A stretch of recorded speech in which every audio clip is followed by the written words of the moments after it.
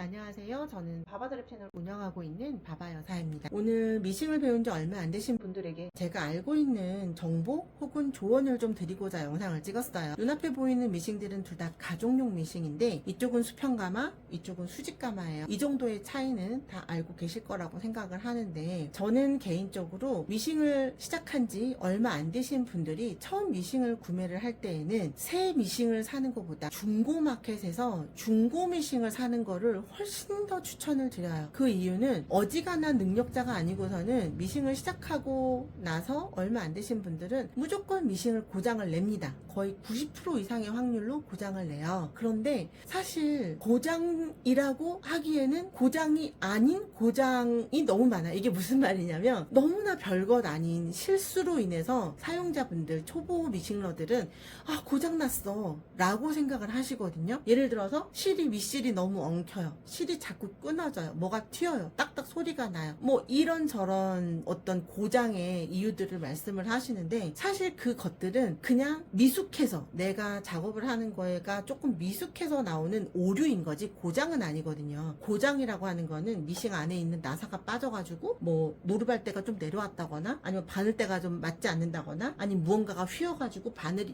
이렇게 휘어가지고 옆을 찍고 있다거나 뭐 아무튼 그런 종류의 것이 아닐까 생각을 하고 제가 고장 얘기를 먼저 말씀을 드리는 이유가 이 아이는 사실 굉장히 비싼 아이예요. 한국에는 들어오지도 않은 아이인데 아무리 좋은 미싱을 사서 활용을 하더라도 이 보통 비싼 미싱이라고 하면은 굉장히 많은 기능들이 들어있잖아요. 초보자분들은 이 기능들 다 쓰지도 못해요. 쓰지도 못하고 이 비싼 기계를 가지고 내가 작업을 해도 고장은 내고 훨씬 더 저렴한 기계로 작업을 해도 고장은 내고 이 기계가 가지고 있는 어떤 패턴들, 기능들도 사실 이것조차도 100% 활용을 하지도 못하는 분들이 훨씬 더 많으세요. 그렇다면 굳이 엄청나게 많은 비싼 돈을 내고 새 미싱을 사는 것보다는 내가 망가뜨려도 피눈물이 나지 않겠다라고 생각이 될 정도의 중고 미싱으로 사는 게 훨씬 더 심적인 안정감을 줄 것이고 두 번째는 제가 수직가마를 이제 추천을 해드릴 건데 수직가마를 추천을 하는 이유가 제가 지금 말씀드릴 크나큰 어떤 고장을 야기시키는 어떤 행동들이 수평가마는 조금 큰 고장을 만들어내고 수직가마 같은 경우에는 조금 더 작은 고장에서 마무리가 되게끔 되어요. 이게 무슨 말이냐면 보통 이제 저희가 그 중고 미싱을 살 때 가장 중요하게 제가 만약에 중고 미싱을 산다라고 했을 때 가장 중요하게 생각하는 거는 이 보시면 이 침판이라고 하잖아요. 여기 노루발이 맞닿아서 이 톱니바퀴가 달려있는 이거를 침판이라고 하는데 초보자분들이 미싱을 사면 대부분 이렇게 원단이 이렇게 쭈르륵 박히잖아요. 이렇게 박힐 때 초보자분들은 아무리 안 하려고 해도 어쩔 수 없이 원단을 이 아이가 잘 가도록 왜냐면 손을 안 대면 약간 이렇게 삐뚤삐뚤하게 가는 것 같아서 이 아이에게 힘이 들어가는 상태에서 원단을 미는 행위가 다 일어나요. 그런데 이게 중요한 게 뭐냐면 이 미는 행위가 사실 별것 아닌 것 같아 보이는데도 이 미싱은 바늘이 내려오는 거 톱니가 밀어내는 거, 가마가 돌아가는 거, 이 세 박자가 정말 톱니바퀴가 촘촘하게 딱딱 아구가 맞물려져서 정확하게 결과물이 나오게끔 돌아가게 만들어진 기계이거든요. 미싱이라는 게. 그런데 내가 인위적인 힘으로 원단을 밀면 당연히 이 바늘이라는 이 아이가 조금씩 휘어짐을 갖게 해요. 조금씩 눈에는 확 띄어나진 않지만 결국은 그게 누적이 돼서 어떤 결과가 나오냐면 이 바늘이 조금씩 휘어져서 조금씩 침판 바늘 구멍이 아닌 옆구리를 조금씩 찍게 돼요. 그 결과 어떻게 나오냐면 여기 제가 샘플이 없어서 출력을 해왔는데 여기 보시면 지금 여기 보이시나요? 지금 제 거랑 똑같은 모델이라서 제 거를 좀 보여드릴까 하는데 지금 원래 여기 보시면 여기가 매끈해야 돼요. 이 침판의 구멍이 지금 가까이 보시면 찍혀 있단 말이에요. 지금 가까이 가니까 보이시죠? 침판 구멍 이 주위로 바늘 찍은 자국이 굉장히 많이 보여요. 이 자국들이 뭐냐면 아까 방금 말씀드린 원단을 살짝 밀었다라는 그 전제 하에 조금씩 휘어지고 있는 그 바늘들이 지자리를 못 잡아서 계속 침판을 찍게 되는 경우예요.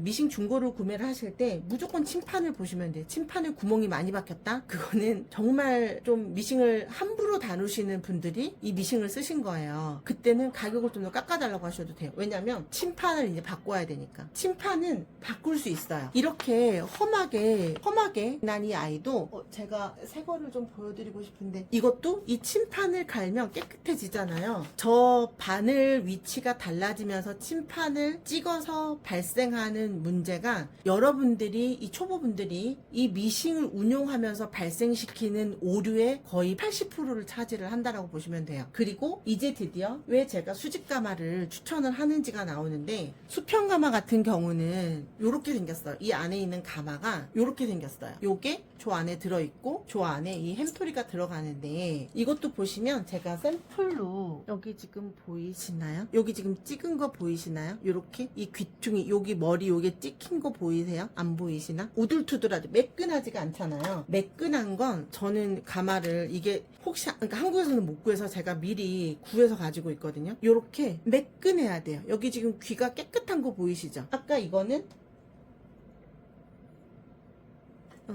이거는 바늘로 찍은 거예요. 여기 이렇게 보시면 바늘 찍힌 부분이 보이세요? 이게 그 정도로 하겠지만 이것도 굉장히 큰 결과를 만들어냅니다. 이 수평 가마 밑에 이런 가마가 있는데, 방금 보여드린 침판처럼 그 위치가 아닌 다른 위치로 이 아이가 계속 박히면서 이렇게 가마를 찍어요. 그래서 여러분들이 쓰시다가 왜 자꾸 실이 끊어지지? 왜 자꾸 밑실이 엉키지? 왜 자꾸 땀이 뜨지? 하는 문제의 대부분은 이 침판의 문제인 경우가 거의 90%라고 보시면 되세요. 그리고 이거를 이제 가마라고 부르고, 그리고 제가 또 하나 샘플을 보여드리면, 이거는 아시는 분들만 보이실 것 같은데, 이 미싱을 쓰셨던, 이 가마가 장착되어 있던 미싱을 쓰시던 그 분은, 여기 지금 이쪽에 보면 귀가 다 달아서 갈려있는 형태거든요. 그러니까 여기를 너무 많이 찍어서 울퉁불퉁해지니까 여기를 가르셨어요, 평평하게. 근데 그럼에도 불구하고 얘가 아다리 이렇게 좀 이렇게 회전이 원래 만들어져 있던 거랑 다르게 바뀌었기 때문에 회전이 잘 안 먹히니까 또 땀이 맞지 않는 거예요. 그래서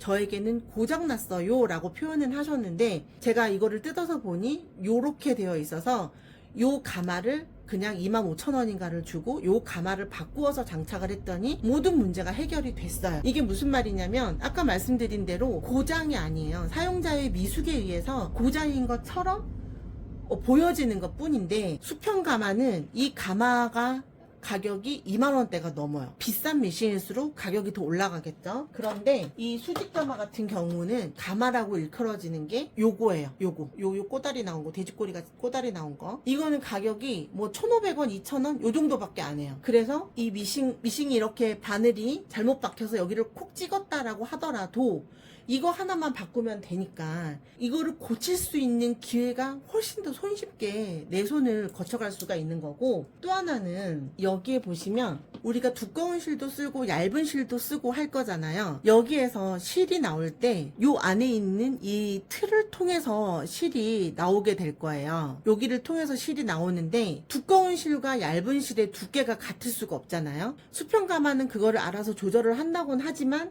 많이 두껍거나 많이 뭐 가늘거나 하는 거는 장력이 맞지 않아서, 여기 보면 실의 어떤 두께를 조절을 하는 나사가 있어서 이거를 조금 풀고 당기고 해서 여기 실이 나가는, 여기에 이렇게 실이 나가는 이 부위를 조절을 할 수가 있게 되어 있는데, 이 2만 얼마짜리를 두세 개를 갖고 이렇게 저렇게 바꿨다가 넣었다 뺐다가 하기에는 사실 쉬운데 귀찮아서 안 하게 돼요. 그런데 수직 가마 같은 경우는 공용용 미싱이랑 똑같은데, 여기에 있는 나사를 돌려서 실이 나오는 틈을 조절을 할 수가 있어요. 요거 지금 1,500원, 2,000원밖에 안 하기 때문에 저 같은 경우에도 이렇게 여러 가지를 몇 개를 사다 놓고, 어디가 정상 앞면이지? 이렇게 몇 개를 사다 놓고 이거는 실고무줄용, 이거는 얇은 실용, 이렇게 따로따로 구분해서 사용을 하고 있어요. 그래서 수리가, 그러니까 고장이, 그리고 얘는 보면은 딱 보면 플라스틱이잖아요. 얘는 쇳덩어리고 쇠가 더 단단한 건 당연하니까 이 아이가 찍었다 하더라도 이것처럼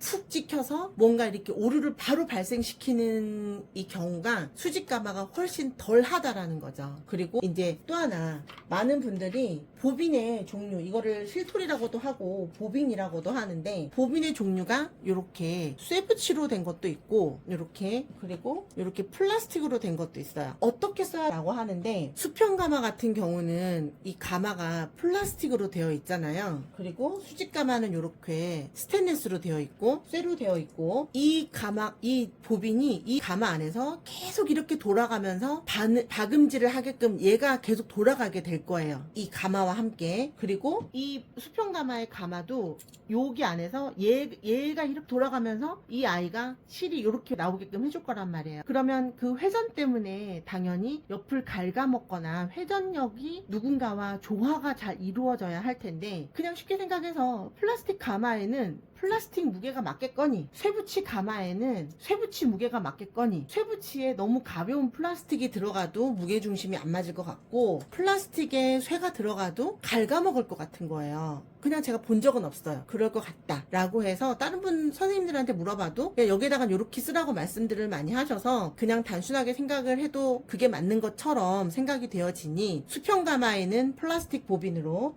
수직 가마에는 이렇게 쇠붙이 보빈으로 사용을 하시는 게 좋을 것 같다라는 생각이에요. 자, 그리고 그 수직 가마, 수평 가마 두 개를 말씀을 드렸는데, 수평 가마는 나쁘다는 게 아니고, 수직 가마를 쓰시다가 결국은 이제 또 나중에 조금 더 미싱을 조금 더 다양한 이유가 있어요. 핑계를 만들기에는 너무나 다양한 핑계를 만들어서 두 대의 미싱을 확보를 할 수가 있는데, 그때의 수직 가마, 수평 가마가 각각 있어서 나쁠 것도 없어요. 왜냐면 얘는, 이 수직 가마는 실을 이렇게 밑에서 꺼낼 수가, 밑실이 다 떨어졌다라고 하면 여기 밑에서 꺼낼 거기 때문에 위에 있는 어떤 형태, 위에서 뭔가 이렇게 만들어져 있는 어떤 노루발의 형태와 관여없이 나는 밑에서만 이렇게 처리를 하면 되거든요. 근데 수평 가마는 이 위에 뭔가 큰 덩어리의 노루발이 얹어져 있으면 걔네들 빼고 나서 보빈을 꺼내서 실 다시 감아서 다시 넣고 그 노루발 세팅을 다시 해야 돼요. 너무 귀찮아요. 너무 귀찮기 때문에 그때를 위해서라도 수직 가마가 하나는 있어야 된다. 그리고 사실 더 중요한 거는 뭐냐면, 수직 가마가 옛날 미싱이 더 많기도 하고, 왜인지는 모르겠으나 수직 가마가 더 싸잖아요. 싼데 간혹 보시면, 제가 특정 브랜드를 말씀드리기는 좀 어렵지만 저렴한 미싱이라고 하더라도 분명히 수평 가마보다는 수직 가마가 조금 더 싼 게 많을 거예요. 들어보시는 게 좋으세요. 이렇게 들었을 때 이 아이와 이 아이는 실질적으로 판매되는 가격이 거의 10배 차이예요. 얘는 89년도에 나온 아이예요. 그때 당시에 300만 원 정도 하는 아이인데 지금도 거의 완벽한 미싱이라고 제가 생각을 해요. 잔홈의 7,500인데 이 아이가 300만 원 정도 했고, 이 아이가 30만 원이 되지 않았으니 10배가 넘네요. 그런데 이 값의 차이에는 이 무게도 같이 들어가 있어요. 얘가 훨씬 더 무거워요. 얘가 20kg가 20 조금 안 됐던 것 같아요. 얘는 그 정도는 아니거든요. 그런데 저렴한 미싱들을 보면 얘가 가벼운 아이들이 있어요. 정말 가벼운 아이들 많거든요. 그런 미싱은 나중에 서브로도 못 쓰니 아무리 중고로 나왔다 하더라도 걔네들은 패스. 옛날 미싱일수록 무거운 게 많아요. 무거운 미싱일수록 좋은 미싱이라고 보셔도 돼요. 왜냐면 무거운 미싱일수록 쇠가 많이 들어갔다라는 뜻이고, 무거운 미싱이 쇠가 많이 들어갔으면 쇠가 많이 들어간 기계식 미싱은 어지간하지 않는 한 여러분들이 어떤 고장을 내도 프로 다 고칠 수 있다라고 보시면 돼요. 이런 전자식 미싱은 그렇지 않아요. 요거는 이제 나중에 기회가 되면 또 영상을 찍어보기로 하고, 처음 미싱을, 초보자분들 대상이니까 처음 미싱을 구매를 해야 되는데 수평보다는 저는 수직 가마를 더 추천을 하고, 그리고 또 중요한 거는 가격대가 조금 많이 저렴했으면 좋겠다. 중고니까 심판을 봤는데 아까 보여드렸던 것처럼 찍힌 자국이 많이 없는 아이들이 당연히 더 좋은 것이고, 그 다음에 들어봤을 때 제가 지금 이렇게 들어봤을 때도 묵직하잖아요. 최소한 이 정도 무게는 나와야 돼요. 그냥 쉽게 쑥 들 수 있는 아이는 내가 좀 이렇게 두꺼운 원단이나 조금 긴 원단을 박으면 미싱 자체가 막 흔들려요. 다시 또 차로 예로 들면 저희가 비싼 차일수록 무겁단 말이에요. 뭐 마티 에이즈, 테코 이런 아이들은 장정 뭐 몇 명이서 이렇게 들 수도 있을 만큼 가벼웠잖아요. 돈의 값은 무게에도 비례합니다. 재봉틀도 마찬가지예요. 이 아이가 한국에는 더 이상 없기도 하지만 저가형 브랜드였음에도 불구하고 그때 당시에 얘는 상당히 무게감이 있어요. 그러면 다시 이제 정리를 하다 보면 해드리자면, 내가 미싱을 시작한 지 얼마 되지 않았어. 그리고 미싱을 사고 싶어. 그렇다면 누구나가 손쉽게 할 수 있다라고 하는 수평가마보다는 수직가마, 그것도 새 거를 사지 말고 중고로 사되, 중고 중에서도 침판의 찍힘이 거의 없는 게 가장 좋은 것이며, 이거를 들어봤을 때 묵직함이 있어야 된다. 저 지금 이거 한 손으로 들기에 버겁거든요. 쉽게 들 수 있을 정도면 그거는 사실 조금 제껴놔야 된다. 그리고 수직가마 같은 경우에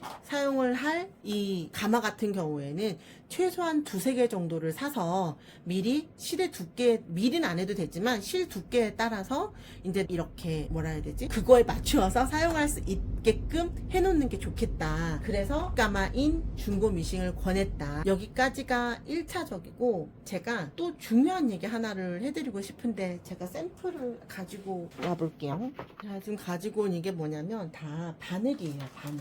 미싱 바늘. 수평가마든 수직가마든 바늘은 동일하게 사용을 합니다. 이 영상뿐만이 아니고 다른 초보자들을 대상으로 하는 어떤 영상들 많이 보실 테니, 바늘의 미싱에도 이렇게 많은 다양한 바늘들이 있어요. 바늘이 굵기에 따라서 혹은 어떤 기능에 따라서 나뉘어지는데, 아까 말씀드렸던 대로 실의 두께가 다르기 때문에, 원단의 두께가 다르기 때문에 바늘의 종류도 이렇게 다양하다라고 보시면 되는데, 제가 이거를 말씀드리는 건 어떤 거냐면, 물론 여기 이렇게 엄청 비싼 바늘도 있어요. 이거는 5개 들었는데 5개에 10,000원 정도 해요.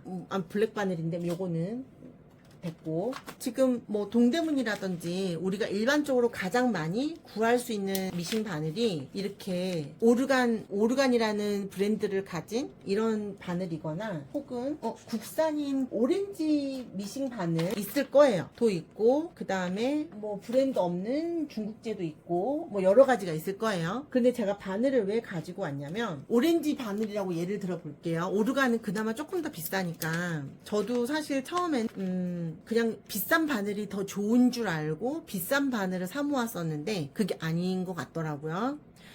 우선 그리고 요거는 지금 보여드리는 거는 제가 요렇게 생긴 게 요것만 있어서 저는 12호를 써요. 한국에는 없는데 12호를 쓰는 이유가, 이제 보통 보면은 1호를 기준으로 저희가 옷을 많이 만들게 돼요. 학원에서 배우신 분들 14호 아니에요? 라고 하실 텐데, 14호는 사실 청바지 박음질 할 때 쓰실 정도의 두께라고 보셔야 돼요. 그 이유는 제가 다시 말씀을 드릴게요. 저는 12호를 쓰는 게, 1호는 조금 휘어짐이 조금 세서 너무 낭창낭창한 것 같고, 14호는 너무 두꺼운 것 같아서 12호를 그냥 직구까지 해가지고 사용을 하고 있는데, 우선 그게 중요한 게 아니고, 요렇게 바늘 한 쌈에, 한 통에 들어가 있는 개수가, 바늘의 개수가 보통은 5개에서 10개예요. 5개짜리는 요렇게 작은 포장으로 되어 있고, 10개짜리는 요런 정도의 포장으로 되어 있고, 대부분의 미싱 바늘이 10개씩 들어있고, 그리고 오렌지 미싱 바늘 같은 경우는 1,000원도 안 할 거예요. 아마 1,500원? 이 정도 할 거예요. 1,500원, 2,000원.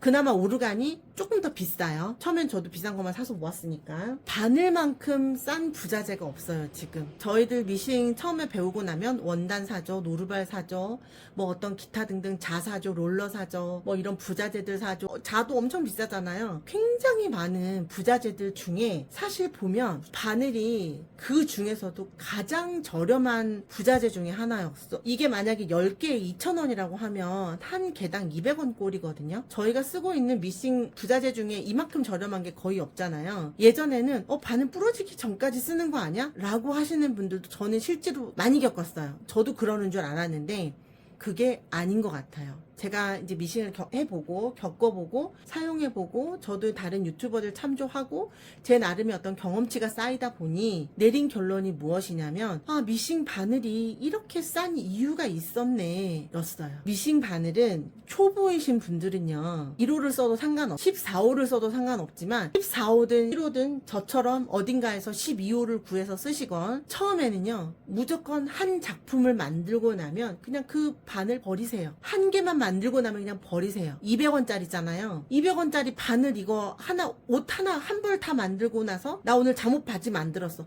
많이 안 했는데 싶어도 그냥 버리세요. 왜냐면 바늘 같은 경우는 이 날카로움의 강도 그리고 어떤 뭐 이렇게 이 끝부분이라든지 코팅이라든지 여러 가지가 처음 것이 가장 좋아요. 처음 것이 쓰다 보면 끝도 무뎌지고 여러 가지가 다가오거든요. 그리고 아까 말씀드렸던 초보자분들이 가장 많이 하는 원단을 밀으면서 생기는 휘어짐. 11호 같은 경우는 휘어짐이 더 심할 거거든요. 그렇기 때문에 200원 밖에 안 하는 바늘 아까부터 생각하지 말고 이 미싱을 AS 맡기는 것보다는 훨씬 더 싸게 먹히는 거니 바늘은 옷 하나 만들면 무조건 교체. 이거 10벌 만들 수 있어요. 10벌. 이거 한 개 가지면. 동대문 나가셔서 이거 1,500원짜리 5통 사면 한 5년은 쓸 것 같아요. 아닌가? 암튼 아까 제가 초반부터 말씀드렸던 미싱을 잘 고르는 중고 미싱으로 제가 추천을 해드렸더라도 미싱을 선택하는 기준이 세워지는 거는 세워지는 거지만 사실 뭐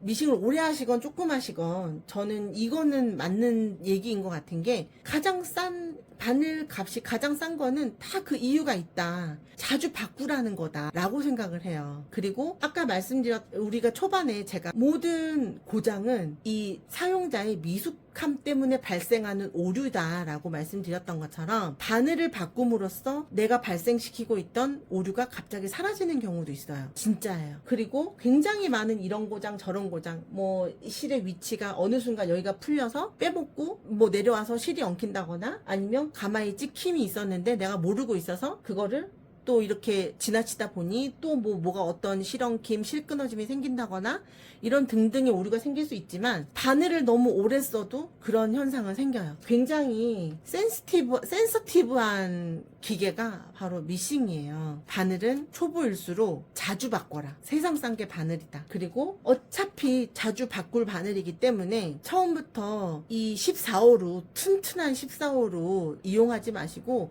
어차피 얇은 바늘에 익숙해지셔야 돼요. 원단이 여름 원단 같은 경우에는 다 얇은데 14호를 쓰면 땅 구멍도 커지기 때문에 바늘 구멍도 커지고 실이 또 그거에 맞춰지는 이 실의 두께도 아니기 때문에 옷이 예쁘려면 작은 바늘에 가는 실을 써야지 옷이 예뻐질 거거든요. 어차피 옷 하나 만들 때마다 바늘을 바꾼다라는 개념으로 접근을 하신다면 11호부터 사용을 하셔도 괜찮을 것 같아요. 그리고 실 얘기가 나왔으니까 말씀을 드리자면 보통 저희가 코아사도 그렇고 면사도 그러는데 면사 쓰시는 때 보면은 40수 이압을 많이 쓰시게 돼요. 40수 이압을 많이 쓰시고 코아사 같은 경우에는 45수 이압이 많이 나오거든요. 45수는 숫자가 높아질수록 쪼개미의 개수가 많으니까 더 얇아진다는 뜻이잖아요. 45수 이압도 나쁘지 않은데 사실은 더 좋으려면 50수 2합이나 50수 3합이 더 좋아요. 우리가 어렸을 때 그 학교에서 동화책 같은 거에 나왔던 회초리 하나를 똑 부러뜨려봐 부러지니?